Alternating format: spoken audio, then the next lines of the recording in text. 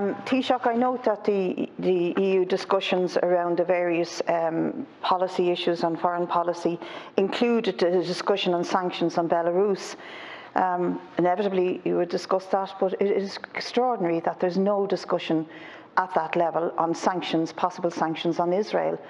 I mean, when you look at a fragile truce that is now broken, and as we speak, Israeli aircraft are bombing Gaza yet again, when 11 days of a vicious attack on the Gaza Strip led to over 260 deaths, we don't know where this is going to lead. And for EU leaders to just say, oh, we welcome the truce and expect it to last, is entirely naive in the extreme, because this is an ongoing situation of a racist apartheid state with an ultra-nationalist Zionist troops of hate marauding through Arab areas, kicking in doors and screaming out death to all Arabs.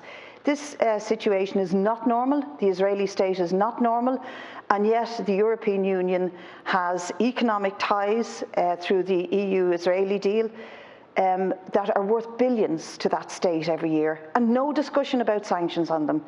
No discussions about if this resumes, there should be strong sanctions on Israel for what they're doing. You can discuss Russia, Belarus, the whole 9 yards, but just ignore doing anything about the Israeli state, treating it as if it was a normal state, and it is not. It is clearly an apartheid, racist, vicious state, and that has to be dealt with by the European Union. What are you doing to put pressure on our European partners to have that discussion about sanctions on the Israeli state? And I've no doubt in the next few weeks we're going to have to return to put pressure on you again about the potential expulsion of the Israeli ambassador from this country should this situation escalate. Issues in respect of Belarus, and there was great anger at the European Council meeting in relation to the hijacking of the Ryanair plane and the subsequent treatment of Roman Protasevich and his partner. And the sense at the meeting was that a line had been crossed by Lukashenko's regime, and it's unacceptable.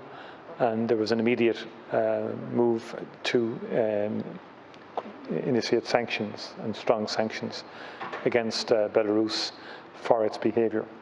And in many ways, in the context of President Biden's visit to Europe in the last week or two, I think it really sets the context for what is essentially a struggle now in the modern world of democracies versus authoritarian regimes. And that's more and more where this is heading, when activities of this kind are now almost casually entertained by dictators such as Lukashenko. And I condemn what the regime has done. I didn't hear any condemnation in relation to it in terms of the questions I've been asked by others, but this is unacceptable behaviour.